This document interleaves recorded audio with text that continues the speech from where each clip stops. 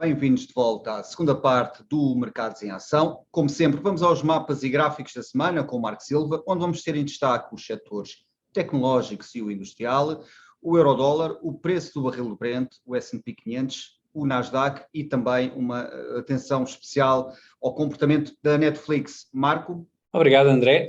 A semana passada, apesar de ter sido de uma ligeira correção, mas houve um rebound no final da semana, portanto foi uma semana mista, com uma tendência negativa, e podemos ver aqui no mapa claramente, por exemplo, a tecnologia, houve algumas empresas que destacaram, como a Apple, Google, Tesla, Alibaba, Nvidia e, obviamente, também a Netflix, devido aos resultados. Mas não foi todo o setor de tecnologia. Portanto, houve aqui preferências.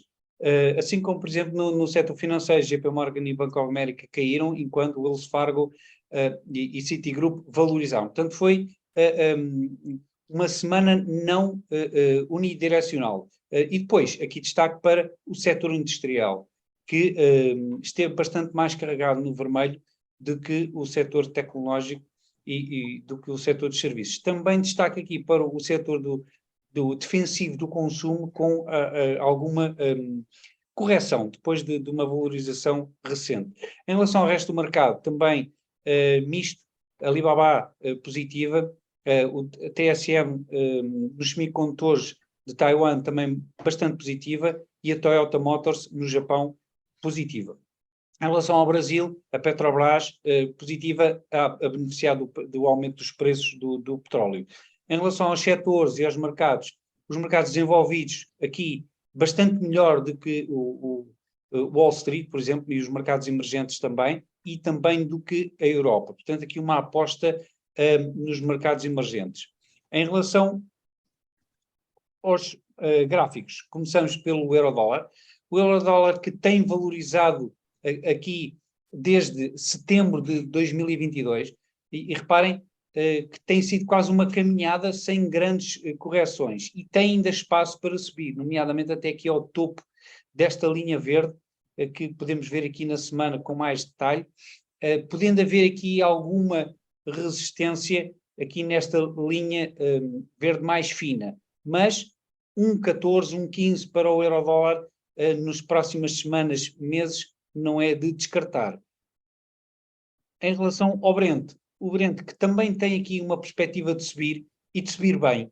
Esta linha de tendência amarela é muito importante, eu já a tinha referido aqui, foi quebrada, depois houve um retest em baixa, mas nos últimos dias foi quebrada em alta e ainda não houve um novo retest. Portanto, esta linha para já está em funcionamento, e isto é um padrão técnico que é denominado por Head and Shoulders, invertido. Portanto, temos aqui um ombro, temos aqui a cabeça e temos aqui o outro ombro. E esta linha amarela é dos ombros. Quando é quebrada, depois tem aqui potencial para subir na mesma dimensão da distância entre o mínimo do padrão e a linha. Portanto, o que nos dá aqui uma ordem de grandeza, um nível à volta dos $100 por barril no Brent. Vamos ver se é assim, se não. O que é certo é que também no gráfico, no time frame semanal, temos aqui uma divergência positiva de indicadores. Portanto, o Stochastic, que é um indicador técnico, no segundo mínimo ficou superior. Portanto, isto é aquilo que nós chamamos de divergência positiva. Portanto, há aqui espaço para o Brent valorizar nas próximas semanas. Em relação ao S&P 500, que também está num canal com potencial para valorizar mais um pouco, pelo menos até à linha superior, e reparem que foi testar aqui a linha mediana, que é este tracejado que está aqui. Portanto, poderemos ver aqui o S&P 500 aí testar esta linha que está nos 4.130 pontos. Em relação ao Nasdaq, podemos ver aqui também que está mais ou menos num padrão similar, não tão forte. As tecnológicas não têm tido um comportamento tão forte, mas eu trago aqui o Nasdaq diário para repararem que o Nasdaq atingiu mínimos em outubro do ano passado, mas se repararmos, por exemplo, no gráfico da Netflix, que é a ação que eu gostaria de destacar, aliás, eu apresentou resultados, a Netflix tem vindo a valorizar desde maio. Portanto, tem tido um comportamento muito melhor do que o próprio Nasdaq. Desde os resultados que eles apresentaram, foram uma decepção, que tem sido sempre a subir, e portanto, aliás, neste momento, já mais que duplicou desde os mínimos, e portanto há aqui um destaque a fazer à Netflix, que está numa trajetória ascendente e que poderá eventualmente até atingir os $500 por ação e fechar aqui este gap que houve em janeiro de 2022. E é tudo por hoje, André. Obrigado, Marco. Filipe, olhando aqui para os Estados Unidos e para a política monetária da Fed, o Wall Street Journal escreveu recentemente que a Fed deverá aumentar em 25 pontos base na reunião de fevereiro e outros 25 pontos base na reunião de março, antes de fazer aqui uma pausa na primavera para analisar o impacto das subidas das taxas na economia e na inflação. Como é que olhas para esta probabilidade? Parece que há aqui uma desaceleração clara do ritmo da Fed, de Jerome Powell e companhia. Como é que olhas para os próximos tempos? Sim, eu creio que o mercado está a ler bem aquilo que é o mais provável que aconteça, também está a ser ajudado pelos membros da Fed a ler dessa maneira, e portanto essas duas subidas são claramente o mais provável.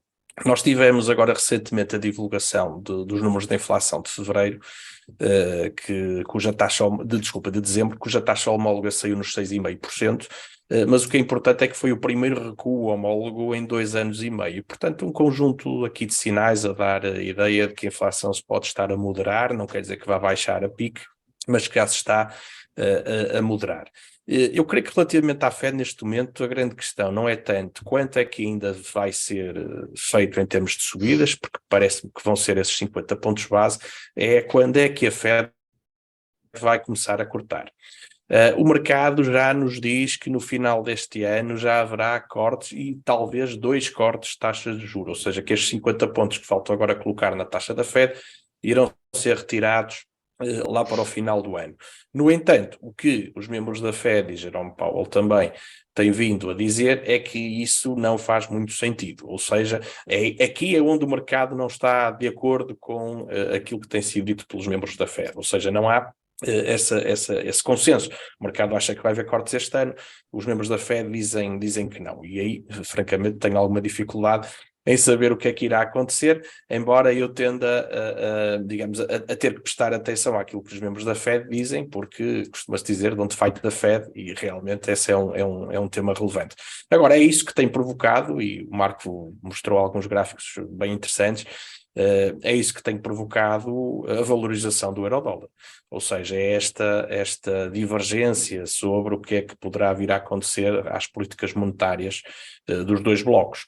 Desde setembro, precisamente final de setembro, o euro-dólar já valorizou cerca de 15%, e isso acontece porque o BCE começou a subir taxas a ritmo, digamos, a um ritmo mais rápido que aquilo que a Fed estaria a fazer e que vai fazer, e portanto há esta ideia que em 2023, em termos de subidas, a Fed irá subir 50 pontos e do lado do BCE 150 pontos, diminuindo bastante o diferencial de taxa de juros entre os dois blocos. E, portanto, tem sido aqui na perspectiva sobre a política monetária que se encontra uma parte importante da explicação do euro ter estado a valorizar. Mas não fugiria ali a uma questão que eu acho que é onde esta análise pode ser colocada em causa, que é aquela questão do preço de petróleo. Apesar de eu efetivamente estar à espera de uma inflação bem mais benigna este ano do que até o consenso, que já é de uma desaceleração, reconheço que o preço do petróleo é um risco. Nós temos a reabertura da China, que poderá vir a provocar uma procura acrescida por matérias-primas e por energia.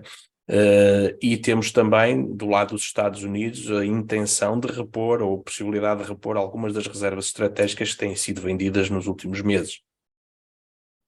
E isso é positivo para o preço do petróleo. Agora, a China não obrigatoriamente, a reabertura da China não obriga também a que haja uma procura tão maior por matérias-primas, e explico porquê. O mais provável, em termos de reabertura chinesa este ano, é que haja uma preferência da economia chinesa por serviços, tal como aconteceu aqui digamos, na parte ocidental do mundo, no pós-Covid, o revenge spending foi em grande medida nos serviços, e isso, enfim, ou pode fazer com que o PIB até acelere na China, mas que não seja tanto à custa da parte industrial, da parte de produtos. E, por exemplo, no caso do cobre, em que as infraestruturas são importantes, não é também certo que haja a capacidade da economia chinesa, digamos, se reavivar por essa via. Portanto, pesando tudo isto, mas chamando a atenção para esse risco que existe, esta é a minha perspectiva, mas pesando tudo isto, ainda assim, creio que a inflação vai andar mais comedida do que aquilo que é o consenso nesta altura. Filipe, duas questões então, até porque a semana passada a Agência Internacional de Energia referiu inclusive que haverá um excedente de 1 milhão de barris de petróleo por dia, mesmo com a procura chinesa, que deverá aumentar. Como é que isto se correlaciona com o aumento ainda esta semana e nas semanas recentes do preço do petróleo? Será que há aqui alguma coisa que nós estamos a ver? Esta é a primeira.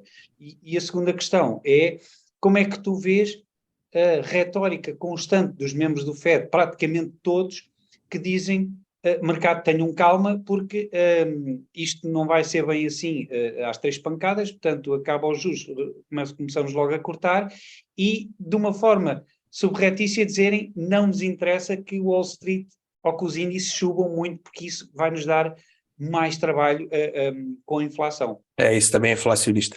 Olha, eu sou petróleo, eu não sou um especialista em energia. Há na IMF pessoas com as quais irias bem mais servido nesse aspecto.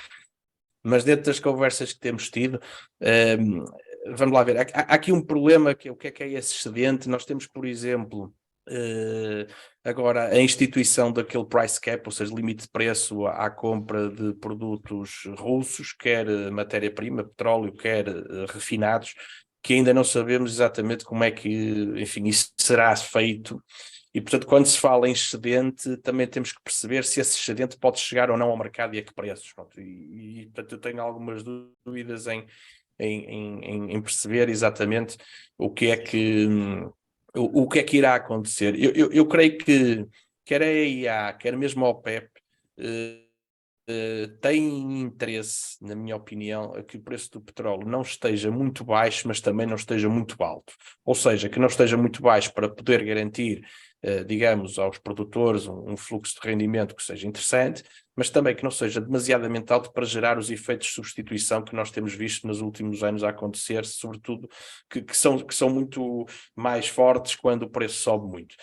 E, portanto, eu acho que vai haver aqui uma tentativa de controlar o preço dentro deste range que estamos aqui entre os 80 e 90. Creio que esta é uma zona relativamente confortável quase para toda a gente. E se assim for, não será um problema do ponto de vista da inflação. Relativamente à Fed, eu tocas num dos pontos, que é à Fed parece que não é muito interessante termos os índices muito altos, porque isso também é inflacionista, mas não seja pelo efeito riqueza, que faz com que as pessoas, os investidores, sintam que têm mais capacidade aquisitiva, vão para o mercado comprar, provocam mais inflação. Mas também há outra questão, que é, eu creio que a Fed está sempre a trabalhar o forward guidance, portanto, a trabalhar expectativas, e se a Fed, digamos, anuísse essa perspectiva de, ok, nós agora vamos subir 50 para depois cortar 50, quer dizer, no fundo mais valia não fazer nada, quer dizer, é um pouco esta a questão, e eu creio que eles estão mais preocupados em garantir que a mensagem passa de uma forma na forma de que a luta contra a inflação é séria, está a ser levada a sério, que vai ser feita de uma maneira, enfim, muito determinada, e se desse a entender que se iria cortar taxas lá mais para a frente no ano, creio que isso poderia ser visto de uma maneira, enfim, de uma maneira errada pelo mercado, quase como se a Fed não soubesse o que é que andava aqui a fazer. Creio que é sobretudo isso. Agora, que me parece que neste momento o mercado desconta esses cortes de taxas no final do ano porque receia uma recessão, um abrandamento económico, isso parece-me. E quando nós olhamos para os indicadores avançados clássicos, nomeadamente ou da inversão da curva de rendimentos por exemplo, a evolução do PIB industrial, tudo isso nos aponta, de facto, para uma desaceleração económica importante, só que, ao contrário daquilo que se dizia, ela não irá acontecer, provavelmente, já no primeiro trimestre, será mais para a frente no ano. Penso que é esse cenário que temos pela frente. Obrigado, Filipe. Vamos para outro breve intervalo e regressamos já.